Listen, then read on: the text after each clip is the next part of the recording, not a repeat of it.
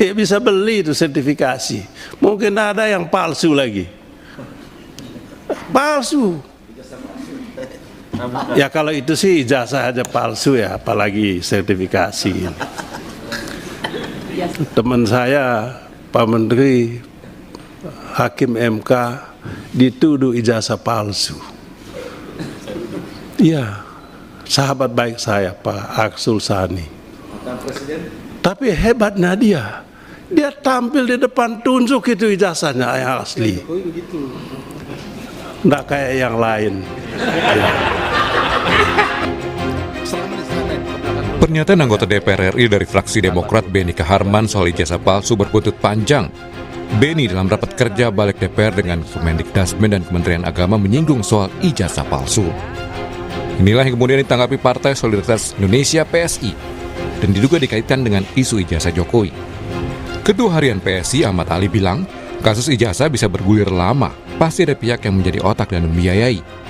Ahmad Ali menduga pihak yang menunggangi isu ijazah Jokowi adalah pihak yang ingin menjadi cawapres di Pilpres 2029 mendatang. Nah, artinya bahwa tiba-tiba ini muncul ada yang mengorkestra.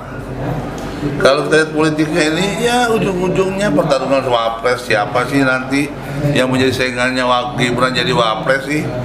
Ya, jadi kalau kemudian di bawah ada yang terganggu dengan munculnya Mas Gibran sebagai calon wapres dan menunggangi ini, nggak salah juga kali ya. Seperti Pak Prabowo bilang, ini ada nih yang mengotaki nih, ada yang membiayai, dan masa iya ada satu isu begitu panjangnya, ya kan? Namun Partai Demokrat membantah apa yang dibilang kadernya di DPR Benny Kaharman, merujuk pada sosok tertentu, yakni Jokowi. Apa yang disampaikan itu merupakan fungsi dan tanggung jawab sebagai seorang anggota DPR yang tentunya dari fraksi Partai Demokrat. Secara tidak langsung bukan Pak Jokowi, tetapi itulah apa yang disampaikan itu yang dilakukan oleh Pak Arsul Sani itu merupakan contoh apabila terjadi diskursus di masyarakat, dan itu adalah merupakan hal yang terbaik untuk dilakukan. Sementara itu, Direktur Eksekutif Parameter Politik Indonesia, Adi Praitno menilai, isu ijazah Jokowi terus muncul karena ijazahnya tak kunjung ditunjukkan ke publik. Ia membandingkan dengan Hakim MK Arsul Sani yang beberapa waktu lalu langsung menunjukkan ijazahnya di tengah dugaan ijazah palsu. Kekuatan politiknya adalah supaya persoalan ini cepat selesai, salah satunya adalah dengan cara mencontoh apa yang dilakukan oleh Pak Arsul Sani yang beberapa waktu yang lalu ada juga di medsos dan di netizen yang menuduh bahwa ijazah beliau itu misalnya tidak benar, palsu, tapi kan Pak Arsul secara terbuka menunjukkan ke publik dan semuanya clear. Pak Arsul juga tidak mempersoalkan dan tidak membawa ini ke ranah publik. Dalam kasus pencemaran nama baik terkait ijazah Jokowi, polisi telah menetapkan 8 tersangka, termasuk Roy Suryo. Polisi juga sudah mencekal Roy Suryo CS. Tim Liputan, Kompas TV.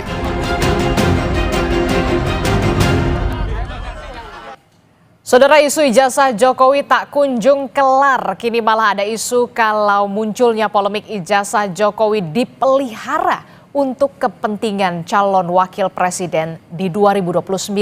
Apalagi Partai Solidaritas Indonesia menilai ada pihak yang ingin menunggangi kasus ijazah ini.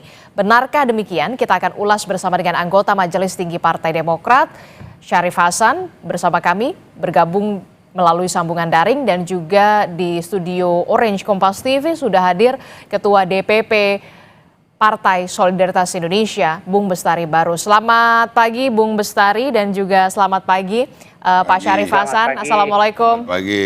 Waalaikumsalam, sehat. Sehat, alhamdulillah semuanya. Ini kasus ijazah ini lagi panas lagi nih, menghangat lagi. Kalau tadi kita lihat ada pernyataan dari rekan Anda, Bung Syarif Hasan, Benny Kaharman di DPR, yang kemudian jadi ramai lagi nih.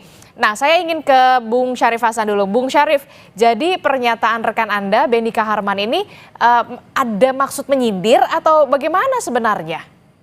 Enggak, itu sebenarnya sebagai seorang anggota DPR, dia menjalankan fungsinya sebagai check and balance. Jadi apapun isu di masyarakat, ya apapun isu di masyarakat, harus direspon dan termasuk bagaimana jalan keluarnya. Nah, mungkin isu yang sekarang lagi tren, lagi in, karena tidak pernah berkesudahan, yaitu menyangkut kebetulan ijazah dari Asrul Sani itu juga dipertanyakan masyarakat. Nah, kebetulan Asrul Sani mengambil sikap tidak ingin berlama-lama untuk menyelesaikan persoalan ini, sehingga beliau tampil menjelaskan secara utuh, sekaligus membuktikan keaslian apa yang diragukan oleh masyarakat. Nah, saya pikir itu yang dilakukan oleh Asrul Sani sehingga menyelesaikan persoalannya seketika itu juga. Nah, kita lihat selesai. Nah, kalau menyangkut yang lain, kita harapkan juga bisa demikian. Tetapi lagi-lagi yaitu kembali kepada personal yang bersangkutan. Ya, hanya sayangnya isu ini tidak berkesudahan. Nah, mungkin untuk itu supaya diskursus ini bisa selesai di masyarakat, karena kita kan lebih banyak masalah-masalah yang lebih krusial dan lebih substansi untuk kita selesaikan. Makanya Pak Beni Harman itu mengungkapkan bahwa itulah sebenarnya yang terbaik seperti yang diberikan contoh oleh Pak Asrul Sani. Hanya itu saja maksudnya, tidak ada lain di balik pernyataan itu. Oke, jadi tidak ada maksud menyindir-nyindir, karena memang kalau kita perhatikan kalimat Beni Harman itu pada saat di DPR mengatakan ya sahabat saya Asrul Sani langsung ketika dituduh ijazah palsu langsung ditunjukkan tidak kayak yang lain. Yang lainnya itu maksudnya siapa? Ya, itu yang lain ya, isu yang sekarang masih dibicarakan. Nah, artinya apa? Sebaiknya masalah ini disudahi, karena masih banyak hal-hal yang lain yang patut untuk kita prioritaskan untuk dibahas. Ya, jangan masyarakat selalu disuguhi dengan isu-isu yang tidak berakhir, yang berkepanjangan, yang sebenarnya bisa diselesaikan dengan baik. Saya pikir itu aja. Oke. Saya ke Bung Bestari. Bung Bestari, bagaimana melihat pernyataan dari Bung Beni di DPR kemarin beberapa waktu lalu, dan juga Bung Syarif Hasan mengatakan memang sebenarnya tidak ada maksud untuk menyindir dan segala macam, hanya melaksanakan fungsi pengawasan sebagai legislator. Iya, pertama kalau tidak ada maksud menyindir berarti kan menuduh. Kan begitu aja, ini sederhananya, itu satu. Kedua, saya kira kalau niatnya adalah untuk meluruskan, kok jadi dungu kita? Punya anggota DPR banyak, waktu pemilu lalu 54, sekarang 44 turun kan? Kemudian menyatakan ini sebagai satu kepedulian. Kalau peduli, datanglah ke UGM, ke institusi yang mengeluarkan ijazah itu, tanya baik-baik, kan itu mitra juga itu. Jadi menurut saya ini memang gorengan-gorengan politik. Pak Jokowi dan Pak Prabowo bersahabat. Kemarin menang 58%, Demokrat dapat kemudian beberapa menteri. Tapi hari ini kelihatannya kalau ini adalah tujuannya seperti yang kita indikasikan bahwa ini keinginan untuk perebutan kekuasaan. Ini sepertinya ingin membelah kekuatan Pak Prabowo dari 58 ini menjadi 29. Ya, dari 29%, dan itu memudahkan mungkin ke depan itu supaya Demokrat mungkin bisa maju sendiri kali. Gitu loh. Jadi yang masuk akal sedikit lah kalau memberikan alasan-alasan pembenaran. Udah lama itu jadi anggota DPR ngomong sembarangan. Jadi maksud Anda untuk kepentingan 2029 calon wakil presiden atau seperti apa sebenarnya? Pastilah seperti itu. Gitu loh. Tapi nggak kejauhan, ini masih 2025 akhir loh. Hari ini semua partai politik sudah melaksanakan konsolidasi dong untuk pemenangan 2029. Ya kan? Kita dibilang terganggu juga enggak, tetapi sangat disayangkan gitu loh. orang-orang yang partai politik yang sudah katanya bahkan pernah jadi presiden gitu ya, ketua umumnya ya Pak SBY harus kemudian mendiamkan hal-hal seperti ini. Tadi mengatakan mari ini kita selesaikan, masih banyak hal yang lain. Tapi kemudian membuka bahwa wah ini kericuhan. Datang ke UGM, datang ke Barreskrim Polri, tanya di sono. Bukan ditanya kepada Roy Suryo atau orang-orang lain yang ya ini terindikasi diorkestrasi dan semuanya itu ada kaitan gitu loh. Kemarin ada juga yang mengatakan ya salah satunya anggota DPR gitu. Untuk apa kemudian memanas-manasi masyarakat? Masyarakat itu harus diyakinkan supaya nggak ribut. Salah satunya Demokrat dong. Kan Demokrat bisa menyampaikan atau bertanya, datang ke UGM, tanya. Bahkan UGM sendiri pun saya heran gitu. Demokrat kok nggak percaya kepada UGM yang sudah menjelaskan bahwa ini asli gitu. Jadi mau dengar siapa lagi? Oke, Bung Syarif, bagaimana respon Anda? Iya, seorang legislatif itu kan mekanisme check and balance-nya kan ada sistem yang harus dipenuhi. Ya, itu yang jelas kami jelaskan ini tidak ada kaitannya dengan politik dan kami tidak ikut campur dalam soal masalah ijazah palsu Pak Presiden Jokowi yang diisukan sekarang. Ya, nah cuma kebetulan ada sampling yang muncul sehingga dijadikan contoh. Ya, nah intinya kalau ingin menyelesaikan persoalan, ya selesaikanlah persoalan sendiri itu dengan sendirinya. Jangan mengajak orang-orang lain untuk menyelesaikan persoalan yang bukan urusan orang lain. Karena ini lagi-lagi ini urusan masing-masing. Ya silahkan diselesaikan, tetapi itu yang tidak terjadi. Nah makanya persoalan ini karena tidak berkesudahan, sehingga anggota DPR di dalam rapat kerjanya juga ada menyinggung masalah itu, hanya memberikan contoh bahwa begini loh cara menyelesaikan persoalan. Ya kan? Oke, jadi menurut ini bukan menyangkut masalah politik, ini bukan menyangkut masalah 2029, tidak ada kaitannya, terlalu jauh ya, terlalu jauh kalau memikirkan dan dikait-kaitkan dengan 2029. Saya pikir itu. Oke, jadi Anda saya agak heran dibilang selesaikanlah, tetapi anggota DPR Anda nggak bisa kontrol, Pak. Berbicara mempengaruhi opini publik seakan-akan barang ini barang palsu, padahal asli sesuai dengan yang disampaikan oleh UGM. Nggak percaya UGM? Oke, tenang. Demokrat nggak percaya UGM atau bagaimana, Bang Syarif? Oke, silakan Bung Syarif. Ya. Tolong disampaikan kepada Beni Kaharman supaya bicara kepada UGM, begitu maksud saya. Siap, silakan Bung Syarif. Iya, begini, saya tidak mau berargumentasi dalam hal bagaimana menjelaskan tentang fungsi dan tanggung jawab check and balance bagi seorang anggota DPR. Ya, check and balance itu bukan membuat opini, tetapi datang ke UGM. Sabar, Bung Bestari. Silakan. Kalau saudara Beni Harman itu langsung ke UGM, itu artinya apa? Itu sudah betul-betul mencampuri persoalan yang sebenarnya sedang ditangani oleh aparat. Ya kan? Hanya memberikan satu solusi, ini loh cara menyelesaikan menyangkut masalah isu-isu yang tidak pernah berkesudahan. Bayangkan menyangkut masalah ini kan sudah berapa tahun ini. Ya kan, ini tahun tidak kedua. Punya inisiatif, hanya ingin menajam-najamkan saja.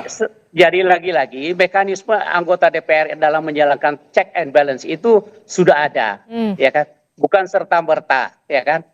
Jadi sekali lagi ya kita mengharapkan ini bisa selesai. Oke, diharapkan ini bisa selesai dengan salah satunya adalah contohnya seperti Bung Arsul Sani langsung memperlihatkan saja begitu ijazahnya. Bagaimana kalau menurut Anda, apakah itu juga bisa dilakukan seperti standar pikiran Demokrat dijadikan standar nasional dalam menyelesaikan satu persoalan itu tidak baik.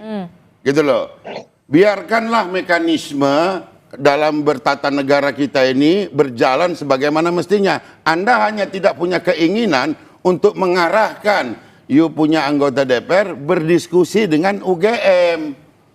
Begitu loh. Begini saja, apa enggak lebih baik Pak Syarif Hasan, gini, saya akan mendukung, PSI akan mendukung. Selesaikan Hambalang itu, bangun kembali, jangan jadi candi busuk. Kita akan dukung secara politik. Oke, tapi kemudian Itu lebih baik ketimbang kemudian memberikan katakanlah tuduhan-tuduhan ataupun sindiran-sindiran kepada Pak Jokowi, patron kami itu Pak di PSI.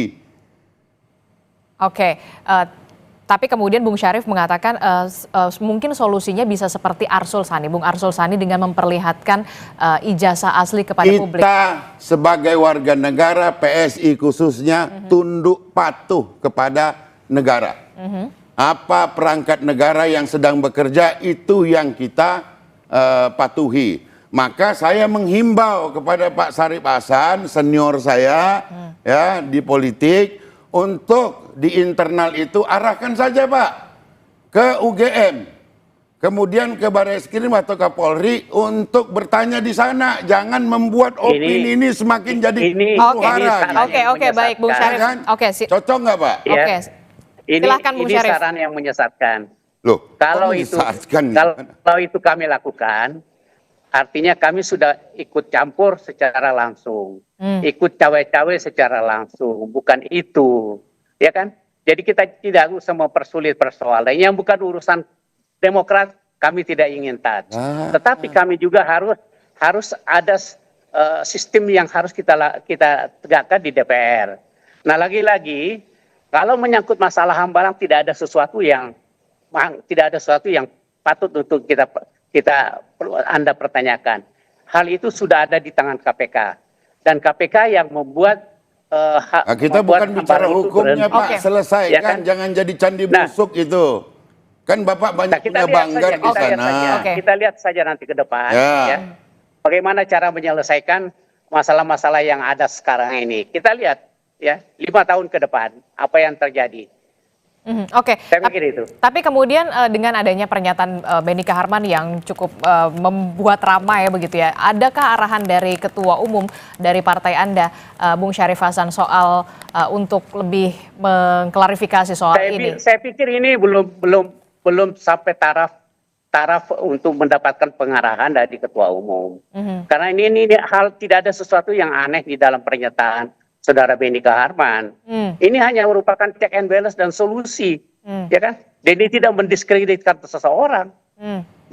Saya pikir itu. Jadi intinya adalah ingin agar masalah ini selesai, ya kan? Jangan berkepanjangan seperti sekarang. Nah, itu yang dilakukan oleh Benika Harman. Tidak ada yang aneh di dalam hal ini. Tetapi kalau ada yang merasa tersinggung dalam persoalan ini, ya silahkan saja diatasi dengan baik, ya kan, diselesaikan dengan baik, sesegera mungkin, agar kita jangan hanya di sekitar diskursus masalah-masalah yang tidak substansi seperti ini, ya kan, masalahnya sederhana kok dipersulit, gitu. Masalahnya sederhana. Bahwa memang ada proses hukum, proses hukum yang dilanjutkan, yang dilakukan, ya kita hargai juga itu, tetapi kan tidak berkesudahan, ya kan. Nah, inilah yang dimaksudkan oleh Saudara Beni Harman, dan sehingga melakukan statement di DPR. Demokrat sedang menuduh aparatur hukum, berarti Demokrat sedang menuduh aparatur hukum tidak capable dalam melaksanakan tugasnya menyelesaikan persoalan ini. Sabar Pak. Sabar, ini lagi berjalan prosesnya seperti yang Bapak sampaikan. Jangan dikatakan juga ini tidak berujung, tidak selesai. Apa yang tidak selesai, orang sedang berproses. Makanya dalam kapasitas sebagai partai politik yang perpanjangan tangannya ada di DPR, tugaskan saja Pak. Coba cek di sana supaya ini bisa cepat selesai. Nggak usah menambahi huru-hara wacana di tengah masyarakat. Demokrat harus jauh lebih dewasa. Bung Syarif, silakan. Sebenarnya tidak ada maksud untuk apa yang Anda katakan untuk mencampuri dan sebagainya, hanya memberikan contoh. Inilah yang terbaik. Nah, tentu juga masyarakat menginginkan itu, ya kan? Masyarakat Jadi lagi. sebaliknya, ya kalau saya katakan sesuatu yang baik seperti yang disampaikan oleh Mas Rosadi itu patut untuk dicontoh, tetapi kalau tidak, cocok ya itu dengan tergantung demokrasi. masing-masing individu. Silahkan saja. Oke, Arsul Sani bisa menjadi contoh untuk menyelesaikan permasalahan Ya supaya tidak silakanlah. berkepanjangan. Demokrat Bung Bestari mulai Barus. hari ini berguru dan menjadikan patron itu Pak Arsul Sani, kita nggak ada keberatan sama sekali. Namun pada kesempatan ini saya menyayangkan dan saya sangat prihatin kepada Pak Prabowo yang mencoba sepertinya ini dipecah dengan Pak Jokowi supaya mereka-mereka yang sudah pernah berkuasa itu kemudian hari ini mencoba untuk bagaimana memecah supaya Pak Prabowo itu menjadi kecil dukungan politiknya dan memudahkan mereka-mereka yang ingin kembali mengambil kekuasaan ke depan ini dengan cara-cara yang seperti ini. Saya kira itu yang harus kita perbaiki dalam demokrasi kita ke depan. Oke, Bung Syarif, benarkah ada upaya pemecahan suara untuk 2029? Saya pikir pertama 2029 terlalu jauh. Oh, dekat itu. Dan masih terlalu jauh. Jadi bagi orang-orang yang berpikiran sudah 2029 itu keinginan untuk berkuasa, ya seperti disampaikan tadi, itu akan kembali lagi. Kami Demokrat masih berpikir bahwa belum saatnya sekarang untuk memikirkan tentang 2029. Kita sekarang bagaimana membangun bangsa itu saja. Dan bagaimana kita agar masyarakat itu bisa tenang, bisa bekerja, bisa meningkatkan kesejahteraannya, itu saja. Ya, jangan membuat kegaduhan, Pak. Oke. Itu saja, ingatkan Yang membuat kader-kadernya. gaduh itu siapa? Yang membuat gaduh adalah orang yang tidak segera menyelesaikan persoalan. Persoalan Itu saja. sudah ditangani oleh aparat hukum, kok nggak ngerti-ngerti Pak Sarif Hasannya. Oke, baik. Jadi kalau 2029 saat ini belum menjadi fokus dari Partai Demokrat begitu ya untuk berpikir untuk ke arah sana begitu Masih ya? jauh. Masih jauh. Sangat dekat itu. Oke, silahkan terakhir, Ya, Bestari. saya kira marilah kembali gini ya. Tua itu pasti orang menjadi tua, tapi dewasa itu pilihan gitu ya, mau jadi dewasa atau tidak, termasuk dalam kita berpolitik. Saya merasa bahwa hari ini sudah dimulai gendang untuk 2029, di mana ada partai-partai politik yang mungkin merasa sudah saatnya mulai hari ini bergerak dengan menebarkan isu-isu, bahkan di ruang-ruang yang sangat istimewa seperti di DPR, ya, terkait dengan Presiden Jokowi, ijazah palsu dan sebagainya, yang tujuan akhirnya adalah untuk memecah antara Pak Prabowo dengan Pak Jokowi sehingga Pak Prabowo menjadi dilemahkan dukungan politiknya. Saya kira itu harus diwaspadai, menjadi kewaspadaan nasional saya kira. Oke, baik. Terima kasih Bung Bestari Barus sudah hadir ke studio Orange Kompas TV. Bung Syarif Hasan, terima kasih juga sudah hadir melalui sambungan daring. Terima kasih Bapak-bapak, sehat selalu. Assalamualaikum. Selamat pagi. Selamat siang pagi Pak Sarif.